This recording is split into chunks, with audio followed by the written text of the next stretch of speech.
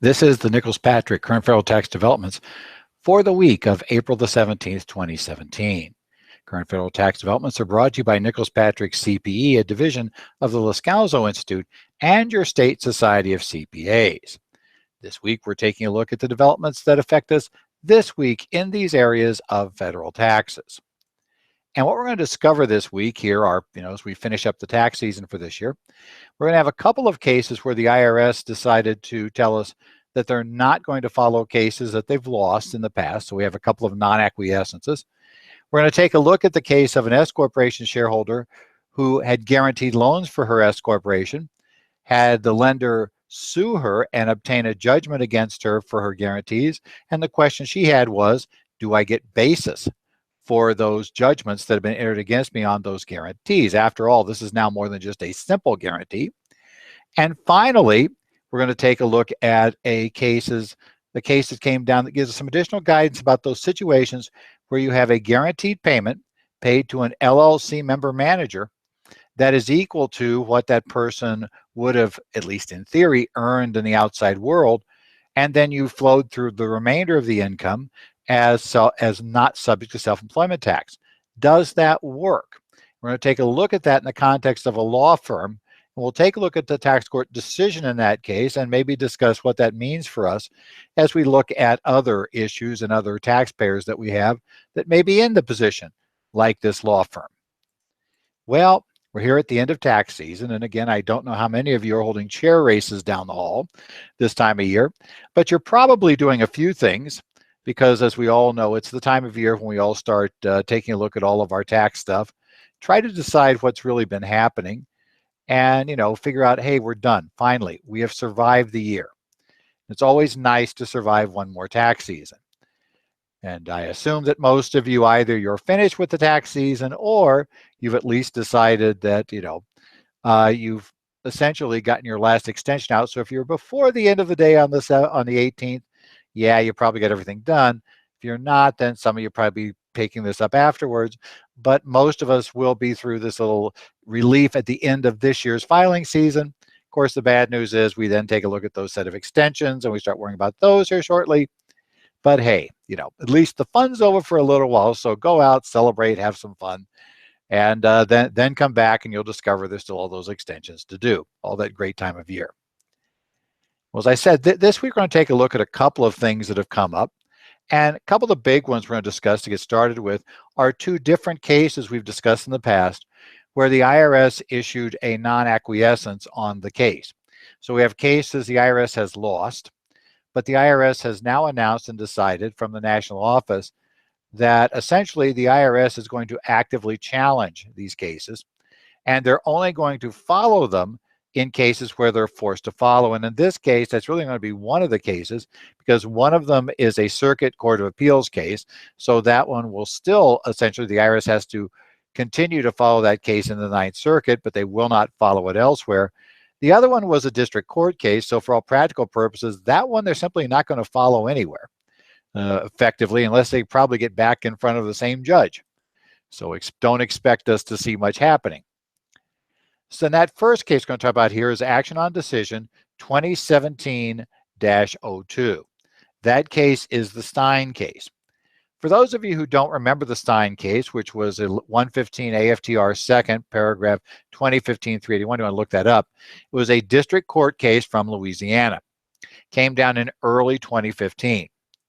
In the case of the Stein case, the taxpayer was trying to put in service buildings that had been, he was completing the buildings. He was going to use them for retail. He was going to basically lease them out to retailers. So it's like a retail center. He's going to lease it out. It was important. He was racing to the end of the year because this was one of those cases where at the end of the year, a major tax benefit went away. This was one of the benefits related to Hurricane Katrina. So they needed to get this done by the end of the year. The IRS position was, well, sorry guys, while you finished the building, all of your tenants were just barely, starting to get the improvements put in. So you were getting tenants improvements put in for your tenants. You were building shelving and doing some stuff. So you're getting ready to prepare. So while you had a nice building shell that was done by the end of the year, you really didn't have a retail facility. The taxpayer said, no, no, no, we had a building that was completely done. And this other stuff is merely already used by the tenants. We should be placed in service.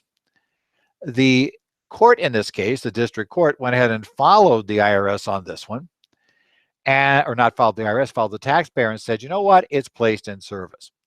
Well, it's been over 2 years now, but now this week, we have the IRS coming out and telling us, you know what, we're not following that case.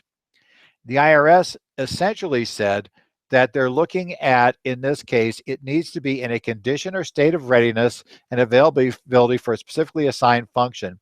And the IRS says it's ready and available for the regular operation and income producing use. The IRS said this was not a building that was designed to hold, whose primary purpose was to hold shelves and boxes.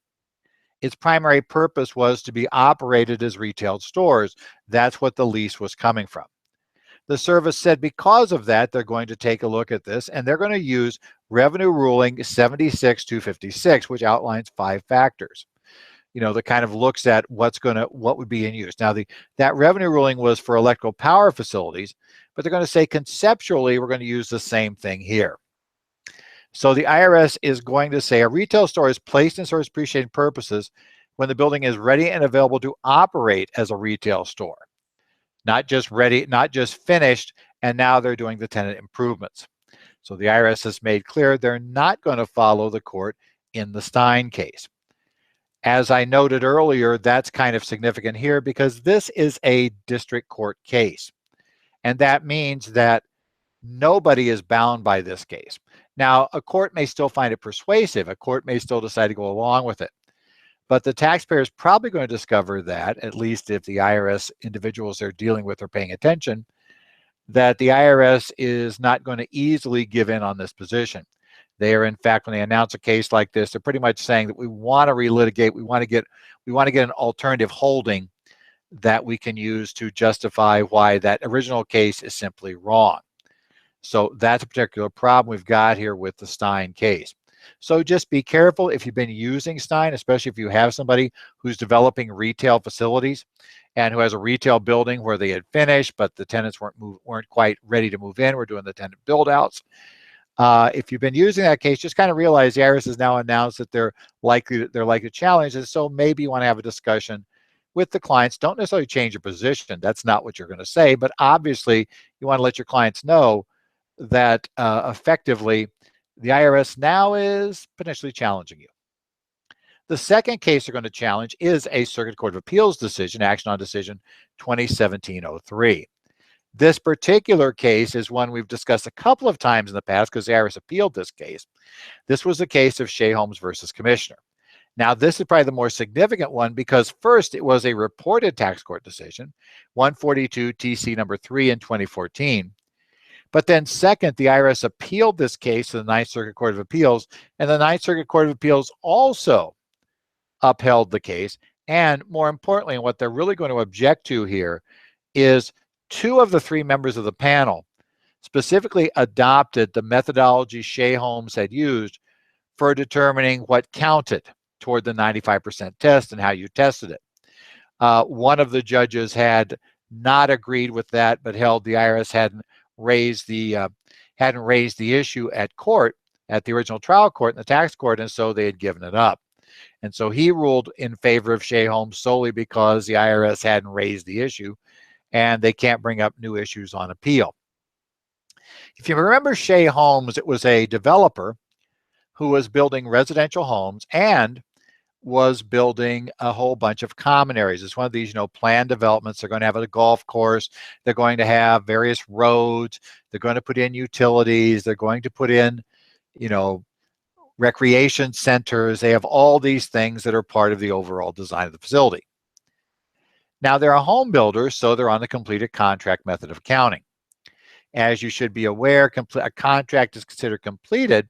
There are 2 ways when there's, essentially final completion and acceptance of the property by the buyer, or there is, or 95% of the cost expected to be incurred have been incurred by the taxpayer, and it is being used by the customer for its intended purpose.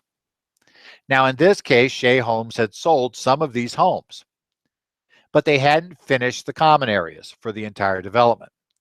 They only had a portion of them done. And this was at the beginning of the real estate crisis. So as you might guess, a whole bunch of development sold much, much more slowly than Shea Homes wanted to sell it. Now, Shea Homes' position was that the common areas, the cost of the common areas were part of the 95% test. The tax court agreed. The IRS said, no, no, no, it's only the specific home for the individual. None of the common area costs should count. The tax court said, no, common area costs count because they were part of the contract with the customer.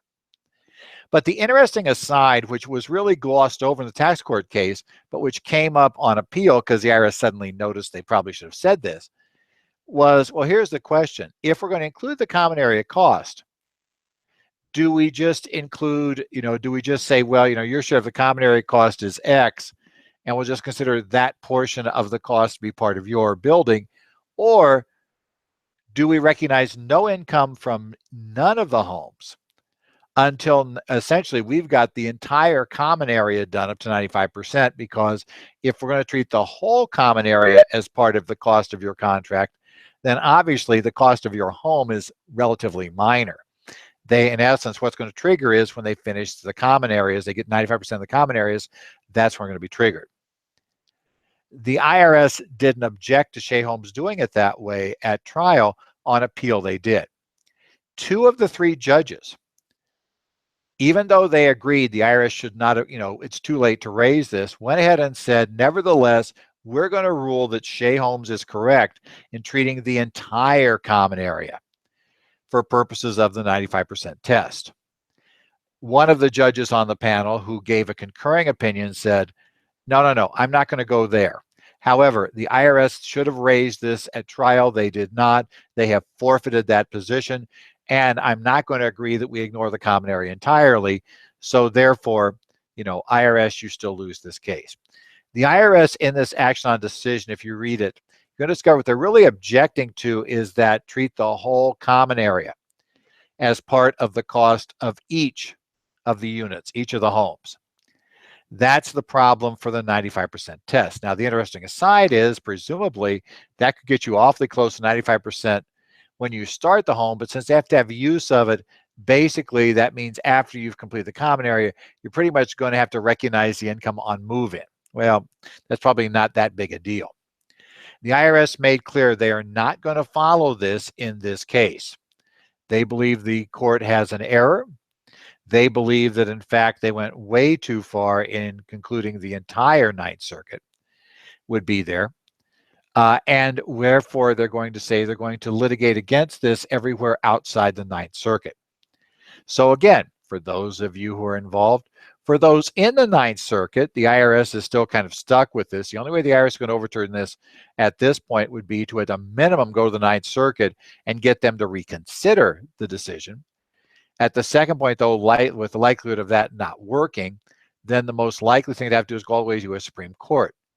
The odds are overwhelming that what they're going to do is simply not litigate this issue in the Ninth Circuit. They're going to probably look for another circuit to litigate it. If your case would not go to the Ninth Circuit, now things get a little more interesting for you. And again, one of those things, you don't necessarily change your position if you have a home builder who's a developer, who's developing the entire project, but you might want to warn them that the IRS has announced that they are looking essentially for another case like Shea Homes outside the Ninth Circuit, effectively to try to raise this issue on. They're not going to follow it outside the Ninth. Now let's go on to regular cases. We're going to talk about Phillips versus Commissioner here, TC Memo 2017-61, issued on April the 10th. This one is a case, actually we can deal with it fairly quickly. This individual was a shareholder, 50% shareholder in an S corporation. The S corporation was a real estate company. Again, economy went south. They had trouble. So ends up, they don't pay on the loan. The lender in this case sued. Now, she's a 50% shareholder of the S corporation. The S corporation obtained a judgment against all of the shareholders who had signed the guarantees. So at this point, she's looking at not merely a guarantee on the loan, but now they have the right to come after and seize property from her. She claimed that, well, okay, this is a real economic problem for me. That should give me basis in my debt.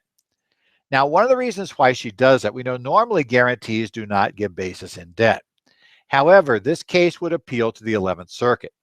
For those of you not aware, in the 11th Circuit, there is a case called Self versus United States that came down in 1985, 778 F7 2nd 769.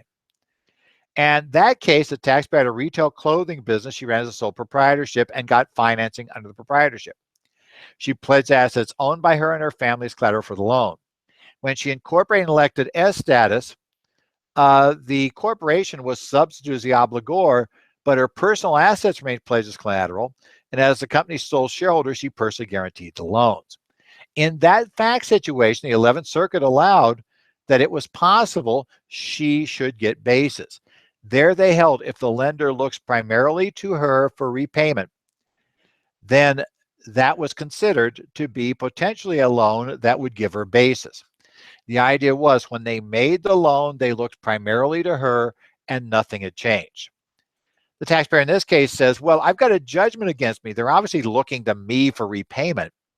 So shouldn't I qualify like self? The tax court said, no, we don't buy that in this case. Why not? They said one of the major issues in self was that she had her loan before they became an S corp. And the bank was looking to her for repayment at the time they issued the loan. That was clear. She later incorporated, but none of the things changed. She still had personal assets pledged. She was still a guarantor. The court was okay with the 11th Circuit's view in that point, at least theoretically okay, just to go to the 11th Circuit, that it was really her debt. But they said this case is radically different. At the time the loan was taken out, the corporation was very solvent, a long-time operating company. There's no justification whatever to believe that they looked at her for repayment.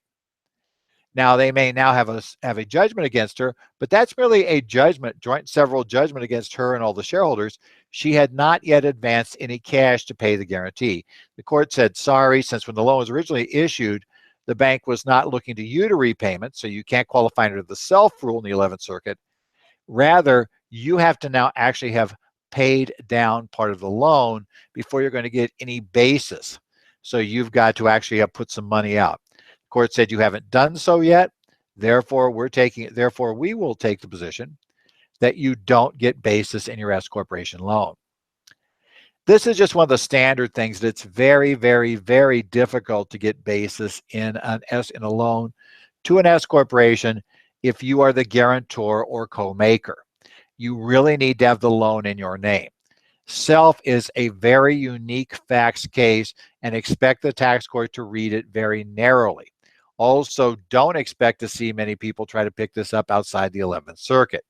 So if you're in the 11th Circuit, yes, self gives you some options, but be aware that they're going to be very narrowly interpreted to be like self. You've got to have a case that goes very close to those standards. Outside the 11th Circuit, I would say that probably we're back to just a standard rule that guarantees don't work, and you really need to advance funds if you're going to get basis. Now we're going to come up on a case that is probably the most interesting one of the week.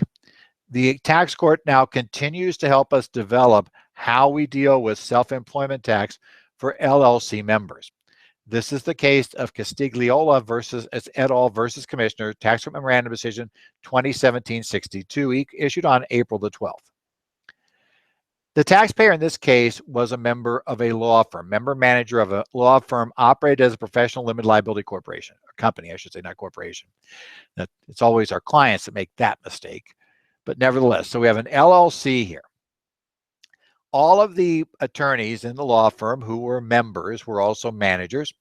They had always managed the entity as a whole, as a group, and they continued to manage it the same after becoming an LLC. But in consultation with their CPA, a very experienced CPA, well respected, and by the way, the court does not actually tell us that, in essence, that he gave bad advice. Okay, they might be telegraphing that they're not going to win this, but okay. The CPA said, no, I think it's okay for you to pay a guaranteed payment that is at a level that is commensurate with what attorneys of this skill level would be paid in this market, and that if there's any additional income flowing through after those guaranteed payments, that those could be treated as not subject to self-employment tax. Now, these cases all predate, the years all predate the year in which the tax court issued the case of Rankmeyer, Campbell, and Weaver, 136 TC 137. You may remember that case. That was a case of another law firm, but in that case, the attorneys took the position that none of their income was subject to SE tax. And as we remember that case, they had the nice crash and burn. They lost everything there. Everything was subject to SE tax. This case is not the case of somebody who was as aggressive as Rankmeyer, and the court recognizes that. They had a well-developed position. They had a position based on the concept that if they took out reasonable payments for compensation, then any remainder flow through should be treated as if it was paid to a limited partner. In essence, LLC members, fundamentally their treatment was LLC members should be treated like limited partners. A limited partner under 1402A, 1402A tells us generally that if you're a partner in a partnership and the partnership carries on a trade or business, that as a partner in the partnership, you are deemed to be subject to the self-employment tax because we just look at that. So the general rule is partners in partnerships are subject to self-employment tax. Section 1402A13 tells us, though, if you're a limited partner in a partnership, that you're not subject to self-employment tax except for guaranteed payments made for services actually rendered. The question is, this particular provision in the law, 1402A13, as was mentioned in the Rankmeyer case, predates the existence of LLCs in general. So the question becomes, what exactly are LLC members? Are they limited partners? The Rankmeyer court told us that we don't have to, the fact they're not literally limited partners under state law is not in and of itself determinative. That's helpful. So it means it's possible to be an LLC member and not to be tagged with the SE income. The question is, does it work in this case? Unfortunately for these taxpayers, the court found that it didn't.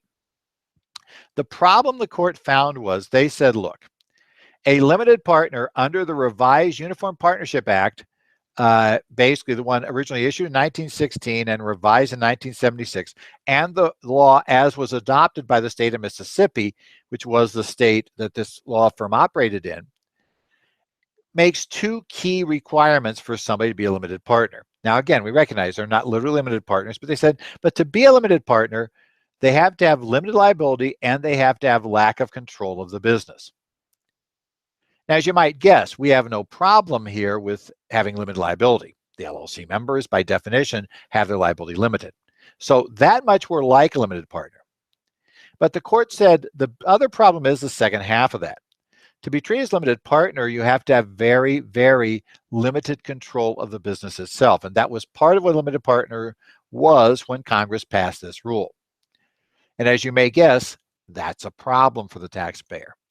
In this case, the tax court found that all of the income was going to be subject to SE tax. The court specifically said, here's the problem. Every one of the members is a manager, and every one of these managers actually participated in the management of the partnership. So as such, they all had too much involvement to be limited partners under traditional limited partnership rules, which is what Congress was thinking of when they passed 1402A13. So as such, they couldn't be a limited partner. But the court went and found one other thing. They said, well, there's one other issue here that you have to remember about limited partnerships, one of the reasons why we don't like them. There needs to be a general partner. That is, a partner who runs the partnership. And they're saying in this case, there is no obvious general partner who has a different set of rights than what these people who are claiming to be limited partners do. In essence, the court is establishing a bit of a doctrine here of saying that you can't be treated like a limited partner in an LLC unless there's at least one other member who is treated as like a general partner would be treated. And if you don't have that, quote, general partner, we'll call it that, then basically you can't have anybody treated as limited partners under the rules. Now, what does this case mean? Well, a couple of things to remember. First thing, if you recall, we had a case a little while back here, and the key case we had was the Hardy case. And in the Hardy case, we had a physician who was an LLC member, but did not participate in management.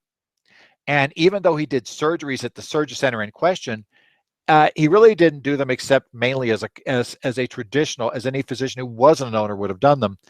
That gentleman was able to bypass. And if you take a look at this rule, it makes sense. There were other individuals who were managing this enterprise, and the doctor in that case got out of having to treat it as self-employment income. This is a flip side. In essence, it appears the tax court is taking the position that if you're participating, if you're actively involved in management, sorry guys, you're not going to be able to get out of this.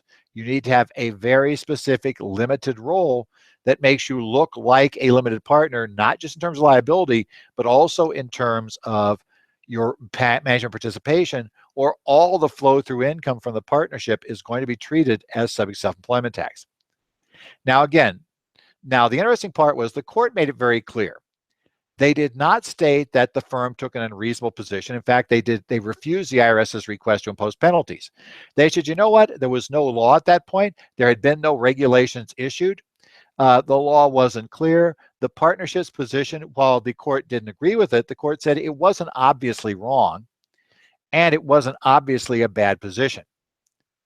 Now, that's important because the CPA in question who advised them didn't give bad advice. He gave advice in the end the court didn't sustain, but you were in a state of unknown. We don't know how the courts are going to rule until after they actually rule. And the position in question was not obviously unreasonable. But that also suggests that now that we do have this case law building, you also need to recognize the facts. Remember, the court found it was important that all the years in question were before Rankmeyer. Once Rankmeyer came into the mix, you had to consider Rankmeyer as part of your position. Now that this case is in the mix, you've got to consider this case as part of your position. So if you've had this, and a lot of us have had because we spent a long time with no guidance, you probably want to have a conversation with your clients about your LLC self-employment tax treatment of LLC members. We hate to say we're CPAs, and we love to think that somehow, we just can't say that because we'd be saying we're wrong. And we can't be wrong. You weren't wrong. We simply had an uncertain situation with no guidance. And reality is that now we have a less uncertain situation, and we don't need to worry about that guy. We now have a situation with additional guidance. Doesn't mean you're going to have to change your position, but you've got to consider these cases in justifying your position. It's not clear that today a law firm attempting the same position, it's not clear that that law firm now, if you're filing a return from here on out, could not potentially be subjected to penalties, the members of the firm, for taking the same position. You need to have a justification for this. You can't just simply bury your head in the sand and ignore the fact we now have case law. It is the end of tax season, and it is the time to start worrying about your continuing education.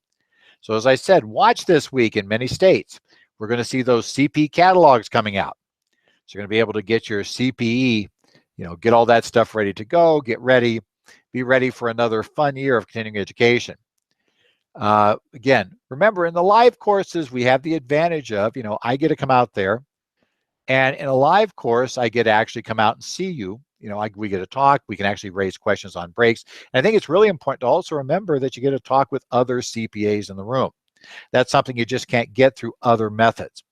And while I perfectly love doing the webinars, I like the fact that we have people who watch in from a distance on the webinars, because frankly, sometimes it's just difficult to get depending upon where your office is. You can't really get to where the course is being held. But consider those 8-hour live courses. They also tend to be much more specialized because we can talk about things in depth in an 8-hour course, something you really just can't do except on very narrow topics. In shorter courses like an hour or 2-hour webinar, you just can't get there.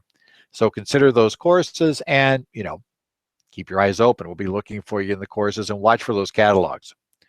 This has been the current federal tax developments this week for the week of April the 17th, 2017. You can catch our daily updates on our website, currentfederaltaxdevelopments.com. You can also download a PDF with articles on all of today's topics from the page. You can send any questions or comments to me at edzollers@currentfederaltaxdevelopments.com. Also, you can follow me on Twitter. I'm at @edzollers. Now that we're at the end of tax season, we'll start taking a look at the updates and things happening after that, so you all can take care and hopefully, get yourself ready for the new upcoming season. And we'll go ahead and take a look and see you soon out there in the real world as we start talking about the issues coming up for this year in taxes and take a look at our updates going forward. Hope to see you in a live course coming up soon.